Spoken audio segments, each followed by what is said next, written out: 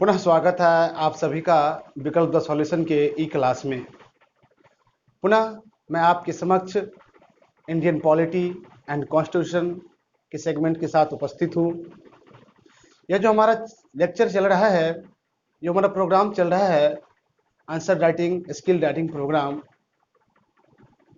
उसमें मैं पिछले लेक्चर में बात किया था, उसी को आगे बढ़ाते हुए आज मैं एक थियोरी आप लोगों के समक्ष लाऊंगा जिसे हमने नाम रखा है 10 मिनट्स थियोरी।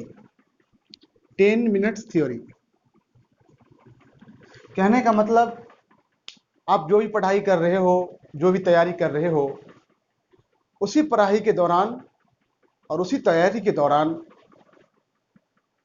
आप 10 मिनट ऐड करेंगे हमारे अप्रोच के साथ, हमारे मोड ऑफ टेक्निक के साथ, तो आपकी जो लेखन क्षमता है किसी भी प्रकार के लिखित एग्जाम के लिए, चाहे वो केंद्रीय लोक सेवा आयोग द्वारा आयोजित परीक्षा हो, चाहे वो राज्य लोक सेवा द्वारा आयोजित परीक्षा हो, तो जो लेखन कौशल का हमारा प्रोग्राम है, इसमें हम बताते हैं कि हमें पढ़ना कैसे है और उसी पढ़ाई में 10 मिनट एक्स्ट्रा ऐड कैसे करना है।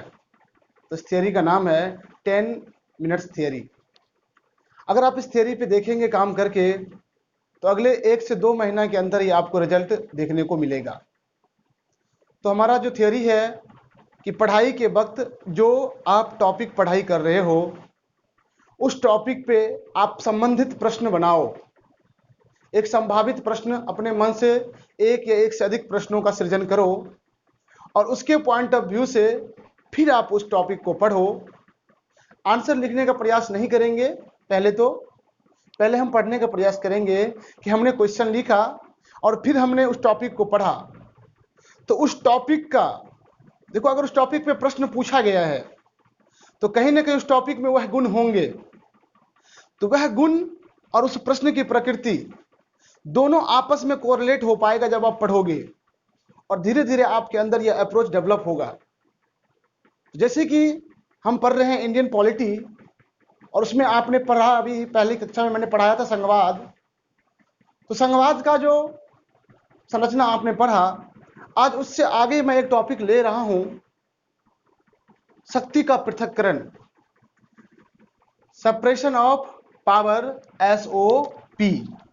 आज का जो हमारा टॉपिक है, जो हम पढ़ेंगे, सेपरेशन ऑफ पावर।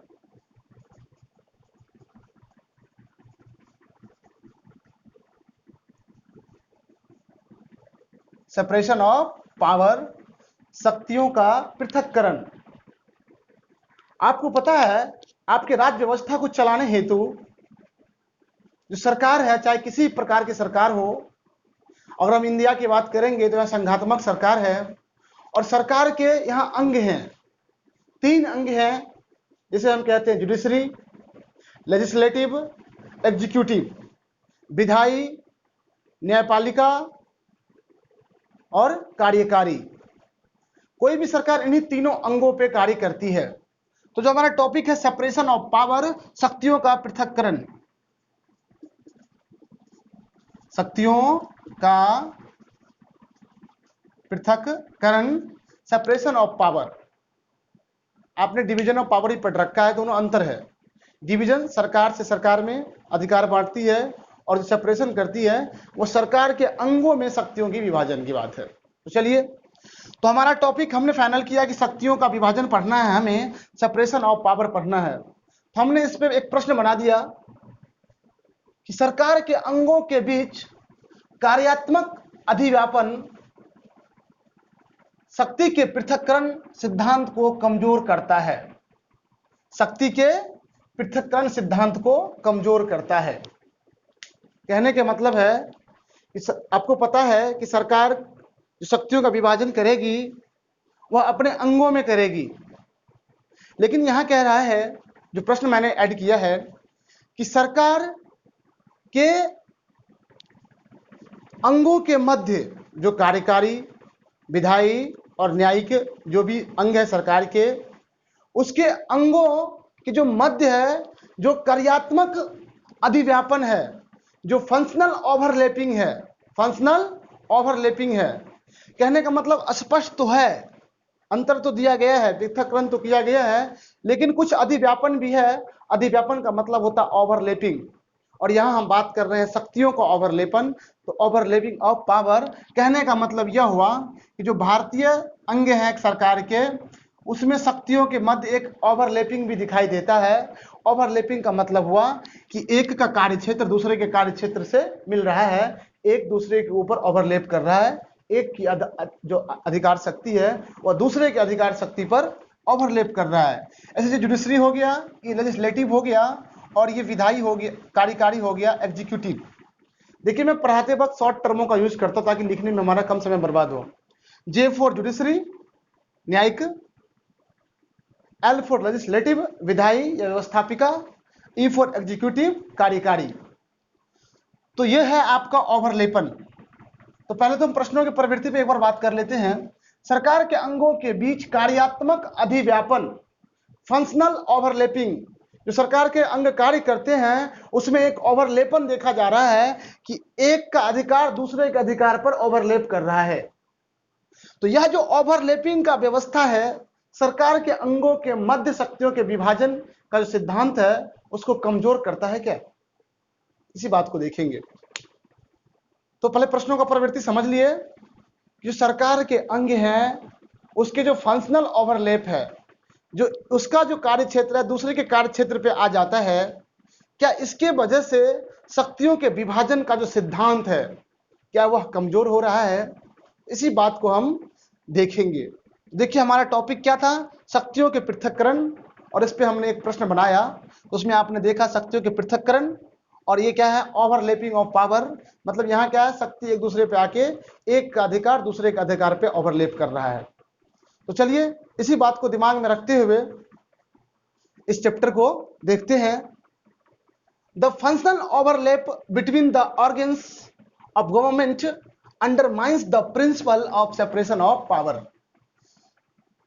तो चलिए मैं इस चैप्टर को भी पढ़ाऊंगा और साथ ही मैं इसके साथ रिलेटिविटी बताऊंगा कि कैसे आप प्रश्नों को उसके प्रकृति के आधार पर उस टॉपिक को जोड़ पाओगे। तो सबसे पहले जो आपको प्रश्न का उत्तर लिखना है, तो उसमें से एक बात निकल के आया कि सेपरेशन ऑफ पावर। पहला टॉपिक निकल के आया सेपरेशन ऑफ पावर। दूसरा टॉपिक निकल के आया सरकार के अंग। सरकार के अंग, देखिए प्रश्न से ही हम लेंगे, बाहरी चीजों को शामिल नहीं करना है। जो बात प्रश्न में दिख रहा है स्पष्ट रूप से या थोड़ा कम स्पष्ट रूप से, उन्हीं में से टॉपिक निकालेंगे। तो सरकार के अंग, तो पहला क्या निकला आपका, सरकार का अंग। सरकार के 3 अंग हैं, लेजिस्लेटिव, जुडिशरी और एग्जीक्यूटिव, ये अंग हमने ले लिया। दूसरा पॉइंट कह रहा है कार्यात्मक अधिव्यापन, फंक्शनल ओवरलैपिंग। मैंने एक फिगर बना दिया फंक्शनल ओवरलैपिंग का, जो कार्य क्षेत्र है, एक फिगर है। इस पे कुछ हम लिखित रूप से भी बताएंगे कि किस तरह से ओवरलैप हो रहा है, और कुछ अनुच्छेद, कुछ आर्टिकल्स, कुछ प्रोविजन का भी बात करेंगे। तो हमने ये फिगर ही बना दिया। तो आपने देखा अंग निकल के आया, तो हमने लिख दिया जुडिशरी, लेजिस्लेटिव, एग्जीक्यूटिव, ओवरलैपिंग करवा दिया एक दूसरे से। दूसरा सेपरेशन ऑफ पावर को जानेंगे, जो कि चर्चा किया गया प्रश्न में। और तीसरा हम क्या देखेंगे,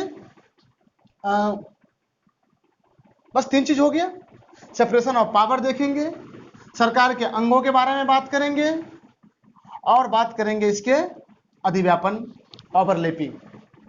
और उसके पश्चात हम निष्कर्ष पे आएंगे और निष्कर्ष करेंगे। तो इस प्रश्न को लिखने के लिए जो मेन टॉपिक है सेपरेशन ऑफ पावर को जानना पड़ेगा।